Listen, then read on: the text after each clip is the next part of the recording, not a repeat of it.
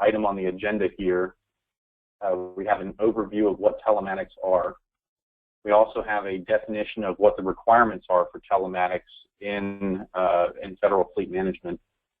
We also have a review of the features of what telematics can be used for, as well as some considerations that folks might want to think about when evaluating the life cycle cost effectiveness of a telematics solution. And that includes the cost drivers of what makes telematics cost beneficial, or what actually drives up costs of implementing telematics, as well as what are the characteristics of a fleet that influence how much benefit you could receive from installing telematics and using that information for effectively managing. So one of the reports where we gathered some of this information for this presentation from is a GAO report, which is the Government Accountability Office, and the report was written in 2014, and they provide a definition of what telematics are. So telematics refers to technologies that combine telecommunications and information processing to send, receive, and store information related to remote objects such as vehicles. So that's kind of like a broad definition of what telematics are. Typically, when we think of them, the most common type that you see is a small device, no bigger than a deck of playing cards, that plugs into an OBD2 port under the dashboard, which is essentially the same port that is plugged into when somebody takes their own vehicle in for emissions testing.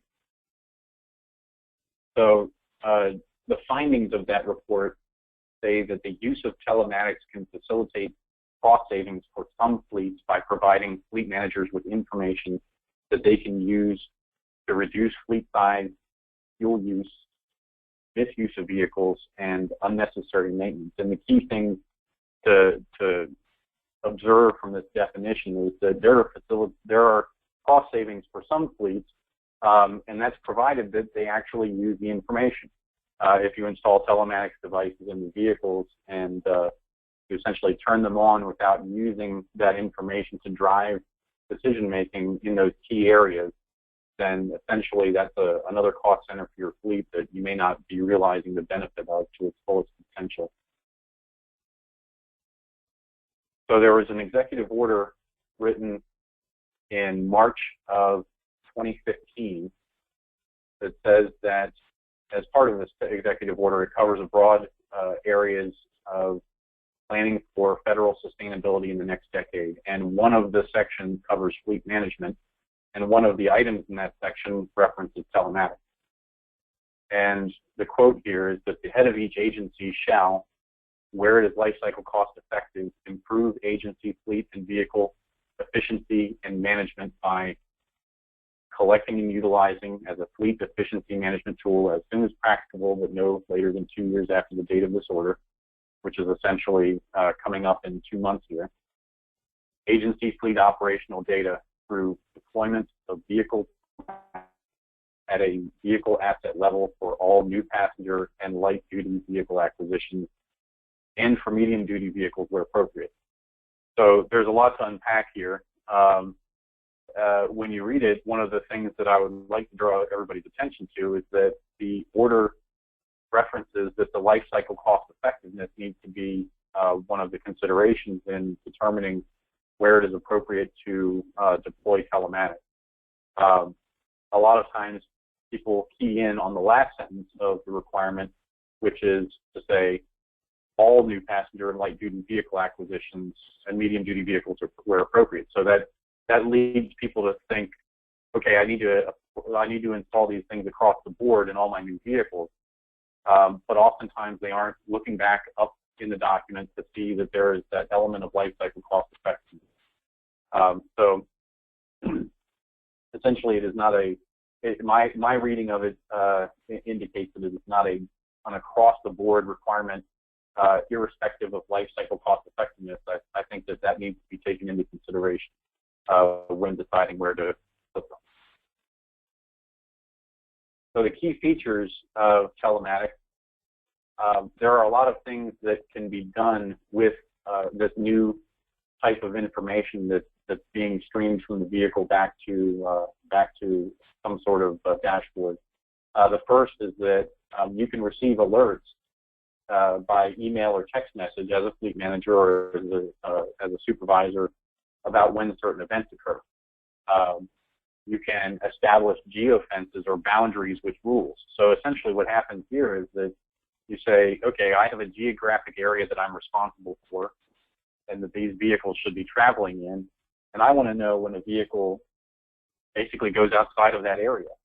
If my vehicles are supposed to remain on an installation and all of a sudden they're driving out the front gate and driving far away, you can get some sort of immediate alert, or that will show up on a report so that you can follow up and find out why that vehicle is being used in an unanticipated manner.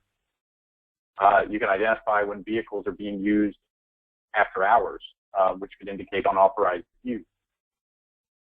You can establish breadcrumb trails to see where the vehicle is being used or where the vehicle is being driven.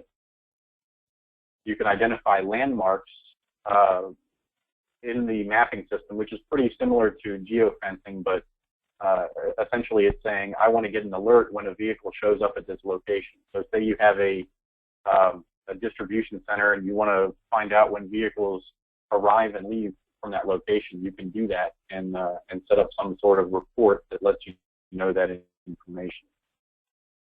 There's custom mapping that you can develop where you utilize various layers. An example of that I'll share is that you can say if you have an area where you have to plow the snow and you want to show the progress of that plowing on a dashboard where the general public can log in and see it. Well, you can do that, and you can use your overlay or your mapping layer that shows all of your plow routes so that you can show progress towards completion. That's one example that I've seen in municipal governments that's used pretty effectively. Another is if there's two-way communication, some devices you can utilize dispatch messaging to actually dispatch your drivers. If you have, say you're managing a fleet of plumbing vehicles and you need to find who is the closest person to this building that has a major plumbing leak, you can use that to dispatch somebody. And you can also just gather the basic information like your virtual speedometer and your virtual odometer, which supports VLD, which is your vehicle level data, which is also a requirement of the Executive Order 13693. So now we're going to move on to the different factors that affect life cycle cost effectiveness. So first is the cost of the telematics devices. So we look at these costs in two categories. You have the upfront costs, which are the costs of buying the hardware to do the initial deployment of the devices. You have the cost of staff time to configure the dashboards how you want them. You have the cost of contracting for the devices. All of that administrative overhead has to be thought of in terms of the cost of implementing a system. And then you have to look at the sustainment costs, which are usually centered in two areas. One is the connection, be it a cellular connection or satellite or something like that. And also, there's typically a cost for the service provider to host the data in some sort of dashboard that you can log into through your web browser where you can see your vehicles. And usually those costs are bundled together, but those are kind of monthly ongoing costs that need to be factored into the equation. The second factor is going to be your fleet characteristics. So how effectively or how good of drivers you have in your fleet is going to affect how much benefit you can derive from those telematics devices by changing their behavior, as well as the asset performance. You know, if folks are really hard on the vehicles and by implementing telematics devices you can somewhat curb that abuse, then that's one of the ways where you can really get a good return on investment there. The next is size of the fleet. That's pretty self-explanatory. The more vehicles that you have to install telematics in, the more cost it's going to be. the number of miles driven. If you install a device in a vehicle that drives a significant amount of mileage, you're going to you're probably going to get a more significant benefit out of making that vehicle operate more efficiently. The types of vehicles, whether you're deploying in passenger vehicles or heavy-duty trucks, the length of time that the vehicles are in service, and that's more having to do with how long is their service life. If I install a device in a vehicle that I'm about to get rid of, I've just wasted a little bit of time putting that device in, and I'm just going to have to go back out and take that device back out and reinstall it in something else. But if I'm putting them in vehicles as they're coming into the fleet, I install that device once, and I don't have to worry about it for several years. The location of the vehicles, how they're being driven, or what types of roads, urban, rural, and the physical dispersion of the fleet. So is your fleet all across the country, or is your fleet one that comes home and parks in a maintenance yard every night? And the level of management support that you're going to get. So that's going to go towards the process of changing the organizational use of the vehicles. And if you're not going to get any support out of management to assist you in making that happen, then you're going to be gathering a lot of information that may not necessarily get used. So here are the technologies that are used. So from a basic standpoint, a telematics device will have a GPS unit, which is a global positioning system. So it's going to identify where the vehicle is on the face of the earth. It's pretty basic. Most people's cell phones have GPS in them, and I'm sure people are familiar with your TomToms and Garmins and everything else that are used for driving around and using routing functions to not get lost. So that's where the satellite signal is received by the GPS unit.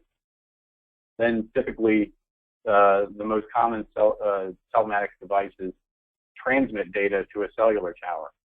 So they receive on satellite, they transmit to cellular, and then that is communicated back through the telecom networks back to your GPS service provider's platform, where you can log in and look at your information, or where they're going to transmit their information to you. So some variations on this are that some GPS devices can receive the GPS signal from satellites, and they can also send a signal to a satellite, and that's typically used where cell coverage is problematic. So you could imagine if you're out in a remote area on the southwest border and you need telematics in your vehicle, you may be miles and miles from the nearest cell phone tower, and you're going to have that satellite uplink in order to have continuous coverage. Similarly, if you're on the other end of the spectrum, I should say, there's Wi-Fi and RFID can be used for vehicles that actually return to a base frequently. So if you don't need that vehicle information, that location data in real time, and you essentially just want to gather that data the next time the vehicle comes back to the fuel site or comes back to the yard, then a much cheaper option from a sustainment standpoint could be a Wi-Fi or RFID solution, where you're getting that vehicle information intermittently, but at a lower cost, because you're not relying upon a network service provider or a cellular service provider.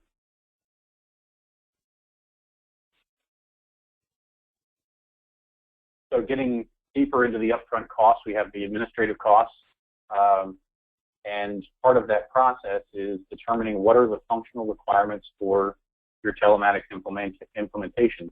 And what I mean by that is asking the question and answering the question, what should it do?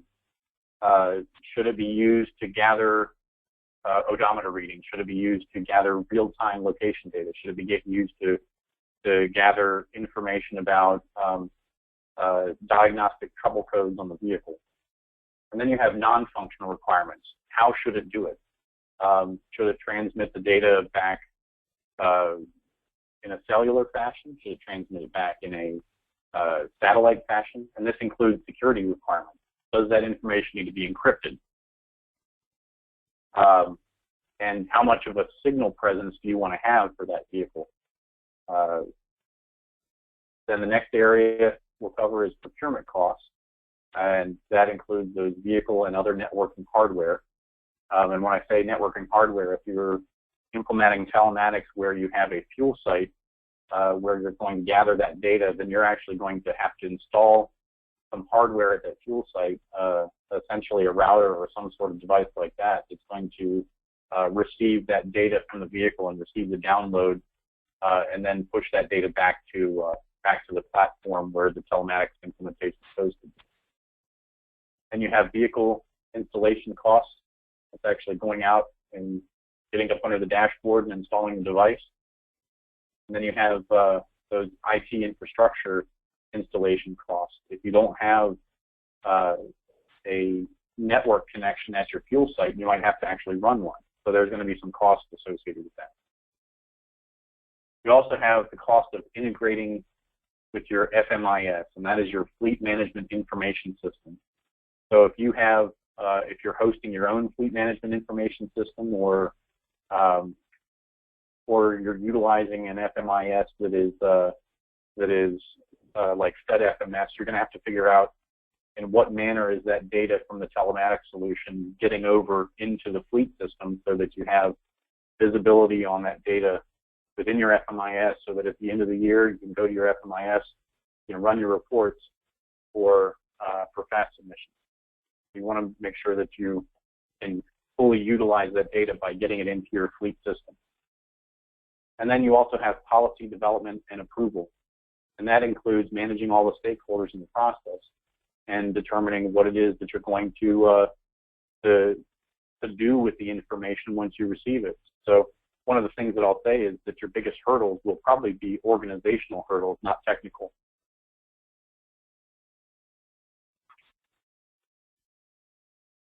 Now moving on to sustainment costs, we have cellular plans.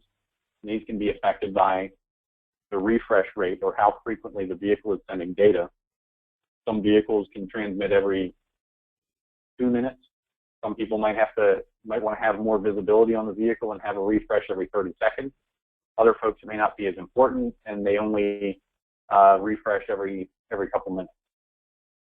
And it can also be affected by the types of data being transmitted. So if you're just sending basic speedometer information, that's one thing. But if you're sending diagnostic trouble codes and status of different engine sensors or something like that, that's going to increase the amount of data that has to be transmitted, and that can drive up costs when it comes to how much data you're paying for. Satellite uplink plans, again, those are probably going to be more expensive than the other options. Hosting and support for that web-based platform that the vendor provides, so that you can log in and you can see your vehicles going across the screen, and you can see your alerts for vehicles that have had some harsh braking or speeding infractions.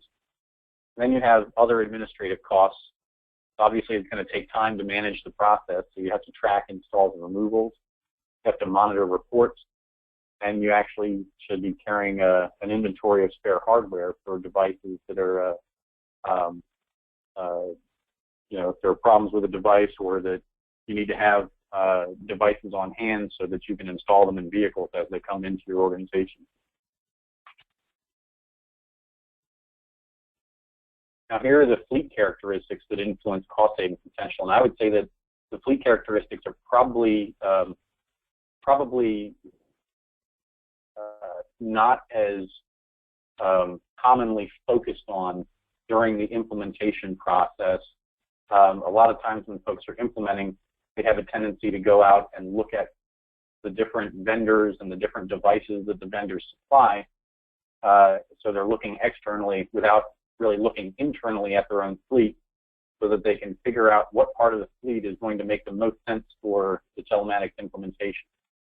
So current driver and asset performance, you have significant problems where you have a lot of accidents out of your drivers, out of your vehicle operators. That's going to cause that can cause your cost to go up significantly, and that will also drive the benefit that you're going to receive from the telematics device if you can isolate that segment of the fleet and make sure that you're monitoring those assets appropriately.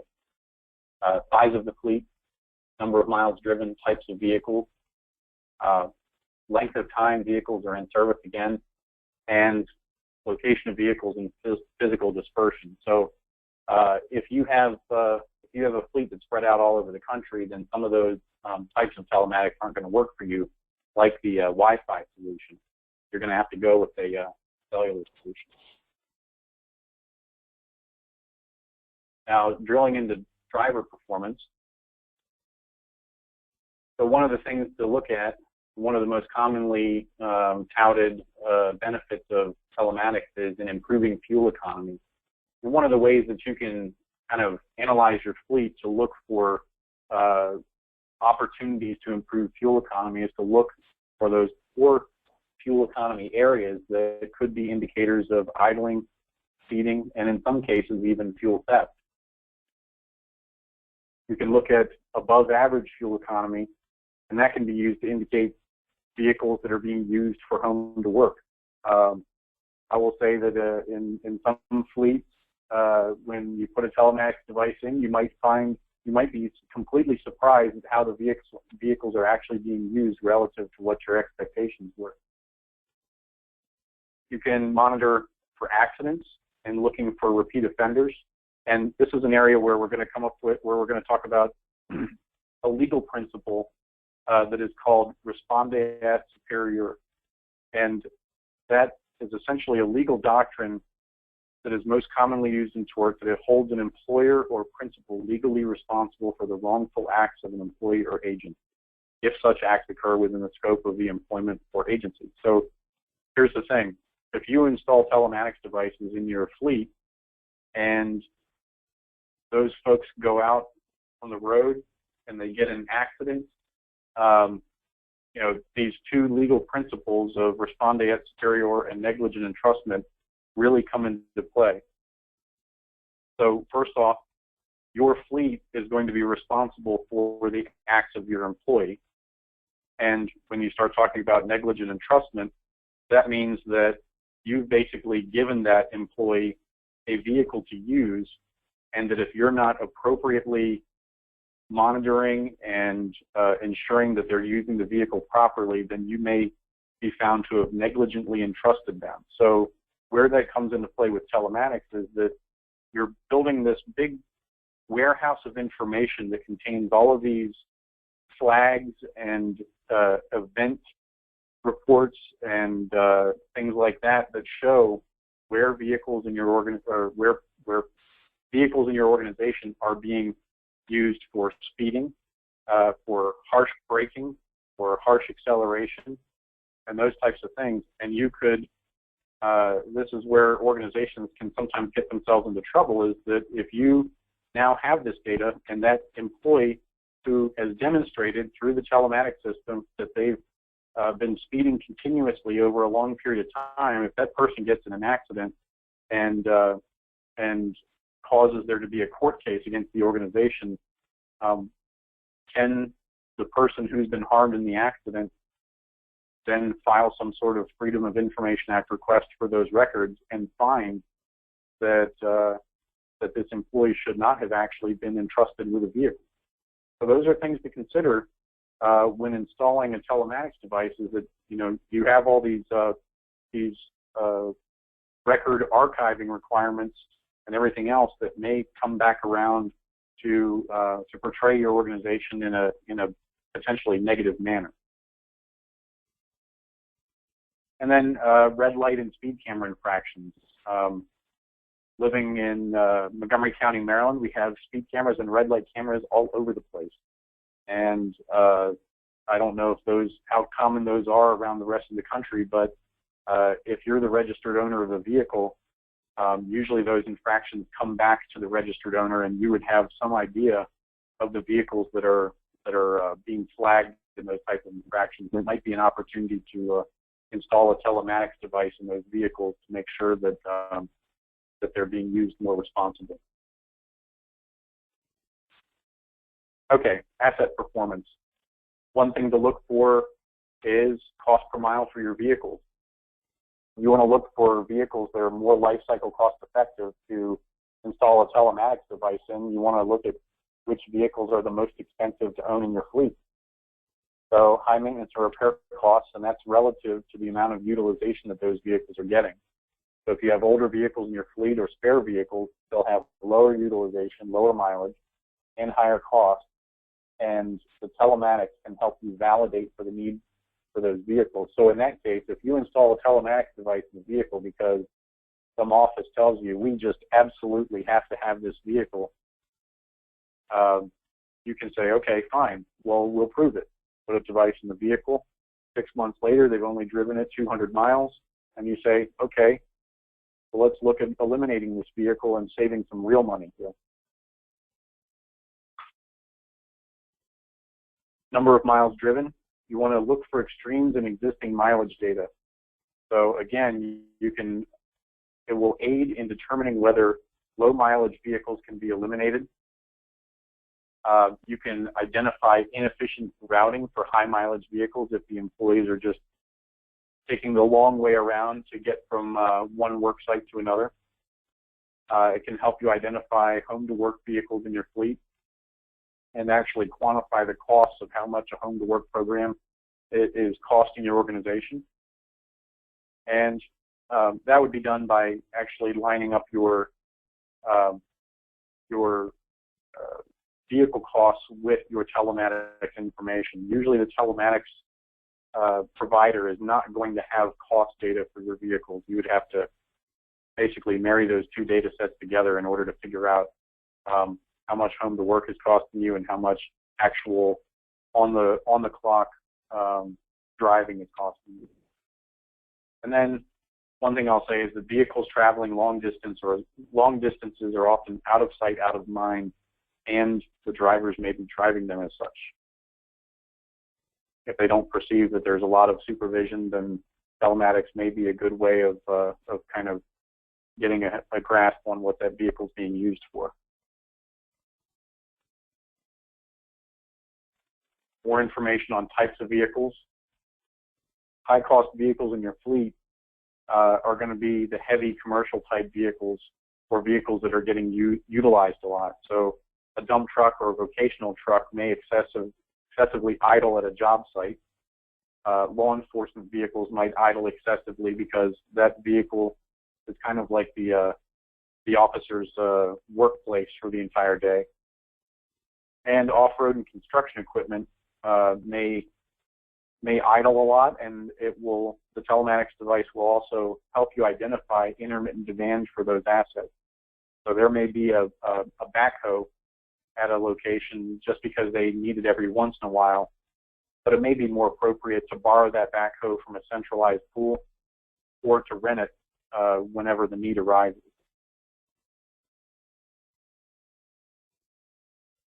You want to avoid installing telematics devices in vehicles that are near replacement, and that's under the assumption that you have the ability to reassign the new vehicle if it is underutilized.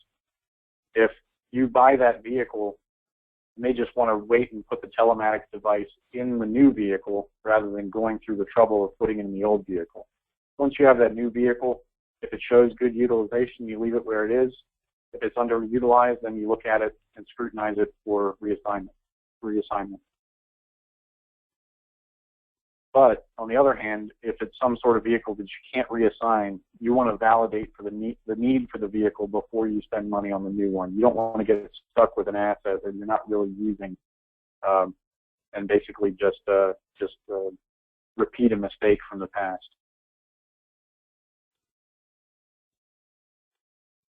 So in terms of vehicle location, geography can dictate Wi-Fi, RFID, cellular, or satellite uplink, which ties directly to cost. The cost of the device is usually surpassed by cellular plan costs after the first year. So most devices are somewhere in the neighborhood of, the numbers I've seen have been around $200 for the hardware itself. They may be less expensive in some areas. They may be more expensive in some areas. But usually you're going to pay between $10 and $20 a month for the actual sustainment cost. So if you say had a $240 device and you're paying $20 a month, that sustainment cost is going to pass the cost of the device after the first year. So that's something to take into consideration. Wi-Fi and RFID may require more investment up front, but you may have a reduced cost because you're not relying upon the cellular network. So you might cut the sustainment cost down significantly. And satellite uplink is always most likely to be your most expensive route, so it should only be selected when absolutely necessary.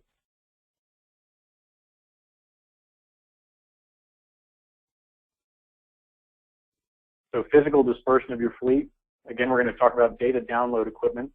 If you have large numbers of co-located vehicles, like a maintenance yard or some type of location where the vehicles are going to come frequently, you can utilize Wi-Fi or RFID. And if there are just a few vehicles at a location, it's probably going to be less expensive just to go across the cellular network. Now, here's some other factors to consider. The first is, how recently have you conducted a vehicle allocation methodology study? And one of the things that you can do through a VAM study is build a data set that you can use to analyze your fleet for utilization and everything else. And then for those vehicles that you've identified as candidates for elimination, if they're not eliminated, that becomes your target list for vehicles that you want to install a telematics device in. Another thing, how robust are your fleet data analysis capabilities? If you gather all of this data, who in your organization is actually going to sit down with the spreadsheets and sift through it and figure out how you're going to translate that data into meaningful information that can be used to reduce cost or improve efficiency? Are your vehicles replaced under a working capital fund or current year fund? This is a factor to consider. It goes back to if you're paying into a working capital fund for the use of those vehicles continuously, there's probably more of an incentive to reassign vehicles that aren't being utilized. Whereas with vehicles that are funded in current year funds, one of the things that is often happens is that folks view a vehicle as a sunk expenditure, and it's effectively you say, well, we've already paid for the vehicle, so we'll just keep it. It's not costing us anything to keep it. Well, I would argue that the cost of keeping that vehicle is the depreciation that happens to the vehicle, whether you're driving it or not. Does your office have authority over fleet replacement spending? If you gather all of this information, can you actually decide which vehicles are reassigned and which vehicles are eliminated? If you don't have that authority, do you have enough influence over the folks that do have that authority to make the best use of that data? And that goes to the level of management support for right sizing. If your organization is going to be resistant to any right sizing efforts, then the telematics implementation will gather a lot of data that supports an argument that quite honestly may fall on deaf ears. So those are things to consider in the process of implementing a telematics solution. Now, some of the pitfalls that you would want to avoid is, in the planning stages, if you fail to identify how telematics will contribute to fleet or vehicle management and efficiency, you're essentially getting a solution in search of a problem. You want to think about what your problem is with your fleet that you want to address through the use of this tool, the tool being the telematics device. Another area to avoid would be to procure a gold-plated solution where a basic solution would have worked. And what we mean by that is essentially getting a really expensive device with really high sustainment costs where you just need the basic data and you're only going to use it really for supporting vehicle line item data reporting or something like that. You want to avoid failing to include the appropriate stakeholders in the planning process. So if you go and install telematics devices in all your vehicles, and then you come back and you find that the people aren't using the vehicles the way they're supposed to, and you all of a sudden start taking disciplinary action based off of this information that you're finding, have you spoken to, are these employees represented? was the collective bargaining unit or the union involved in the process of agreeing how the telematics data would be used, because they may treat it as a change in work rules. So those are things to think about when you start installing telematics devices. Is that there are a lot of people that that need to be apprised of what is going on and how the information is going to be used. You want to avoid assuming that one solution will meet the needs of your entire organization. Your organization might be so geographically dispersed, or it may have so many different types of telematics or of vehicle applications in the fleet that one solution may be better for one segment of the fleet and a separate solution may be better for a separate segment of the fleet. Now, I realize that there are some economies of scale that can be gained by applying a solution across the board, but in some cases that's probably there can be a business case or an argument made that it may be more appropriate to do one type of solution here and one type of solution there. Now, when that's the case, there are some vendors that offer multiple hardware solutions that integrate with the same software interface. One of the examples that I'll highlight, and I read about this in an article a while back, was the city of New York actually had some devices that were operating off of cellular connection because they needed to be able to see where the vehicles were in real time. And they had other devices or other vehicles that were operating strictly off of a Wi-Fi connection when the vehicles came back to the city-managed fuel island. So again, they got their benefit of the real-time visibility of the fleet, and they also avoided some sustainment costs by using a Wi-Fi solution where it was appropriate. And those types of things should be considered when selecting a service provider, because that can actually help you contain those costs while offering some flexibility. And I guess I'll prompt some discussion here and just ask folks if they're willing to raise their hand or enter their question in the chat feature of the webinar. What are the biggest barriers to the efficiency of your fleet that you could answer with telematics data that you can't answer now? Of course, these could also be rhetorical questions. You could just think about these in the context of your fleet. Once you have that data, what challenges would you face in turning it into action? How are you actually going to take all those speedometer readings and odometer readings and everything else and turn it into something that saves you money and helps you manage your fleet more effectively? I don't know that I don't see anything pop